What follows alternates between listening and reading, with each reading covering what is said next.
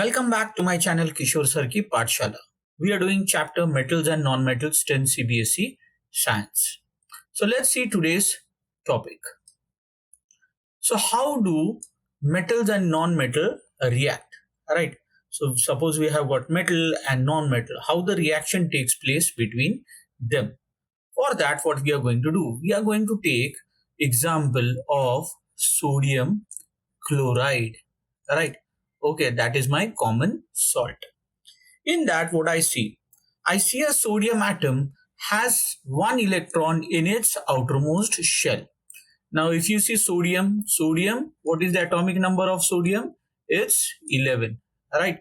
So, what will be the electronic configuration? It will be 2, 8, and 1. Right. So, here you see 2 electrons are there in the K shell. 8 electrons are there in the L shell, and in the M, that is the outermost shell, I have got one single electron here is there. Right. Now, if one electron is lost from this M shell, this is the M shell, right? So, one electron is lost from this M shell, then what will happen?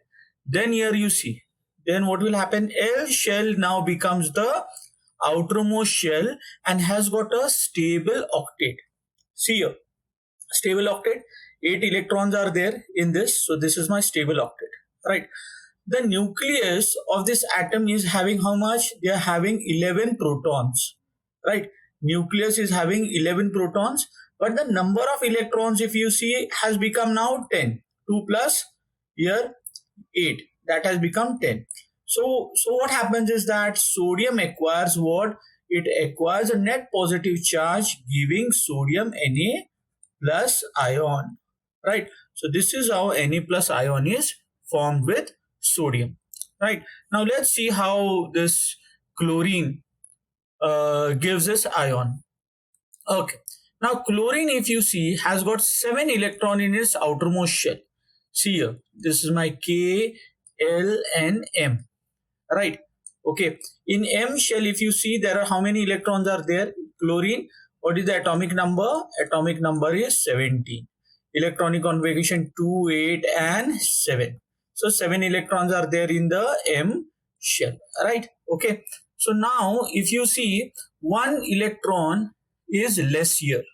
One electron is less in the outermost shell, right? So now what happens is that if you see here, chlorine will accept one electron. Right, chlorine will accept one electron, right? And what will happen? You will get here, see here. Now chlorine has accepted one electron in the M shell, right? And it will change to what? 2, 8 and 8. So now if you see, the number of protons in the chlorine nucleus is how much? Is 17. But the number of electron is how much? Is 18. Number of electrons has become 18, right? Okay, that's the reason what I see here, this chloride ion acquires a negative charge. Okay, how many electrons it has taken? 1. So 1 and 1 negative charge is being acquired. Now what happened is that how this sodium chloride is formed. Let's see. Okay, here you see sodium and chloride ions being oppositely charged attract each other, right? Now what is happening here? See, one electron from this sodium, right, is being given to this chlorine, okay, so that they achieve its noble electronic stable configuration, right? So it should be noted that sodium chloride does not exist as molecule but as aggregates of oppositely charged ions. Here you see, right? One electron given, now it has become Na plus and this has become Cl minus. Okay, see here, one electron is being transferred, right? So if I want to write down this, I can write down this way: sodium, which has got electronic configuration of 2, 8, 1.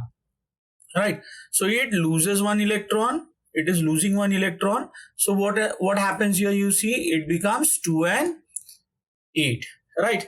Here it becomes here 2 and 8, right? So one electron has been given.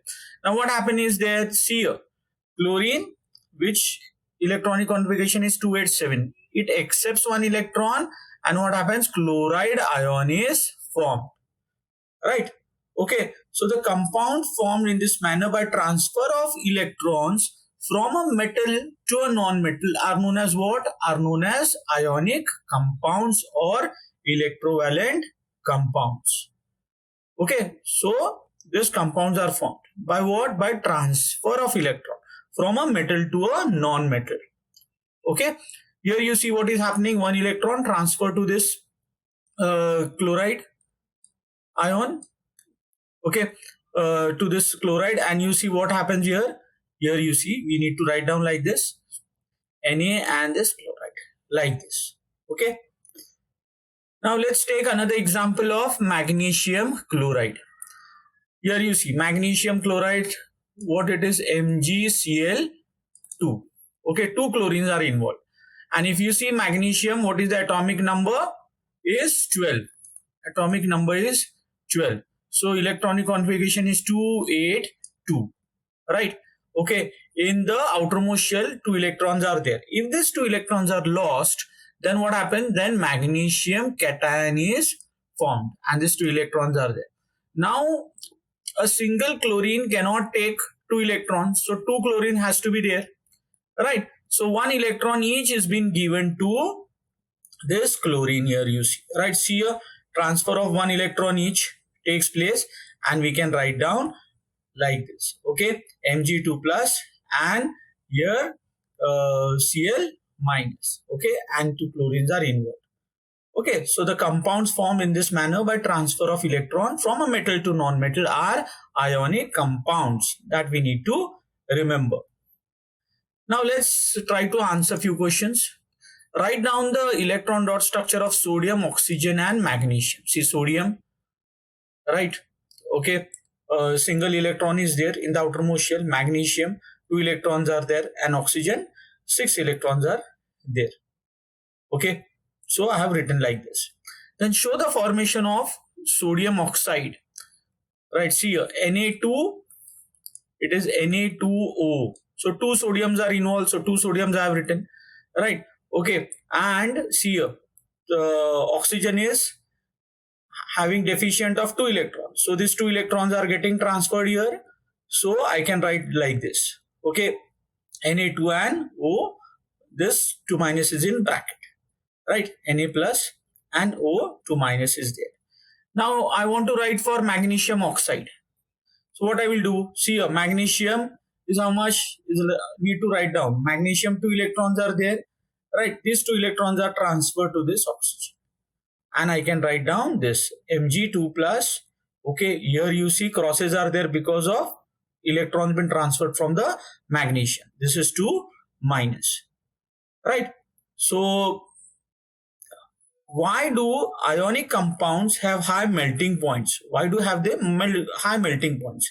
This is because strong forces of attraction are there, okay, between them, and high energy is required to break the bonds between them. So that is the reason you see that ionic compounds are having high melting points as such. So students, I am sure you have understood today's topic. So kindly like, share and subscribe my channel Kishore Sir Ki Pathshala for more informative videos.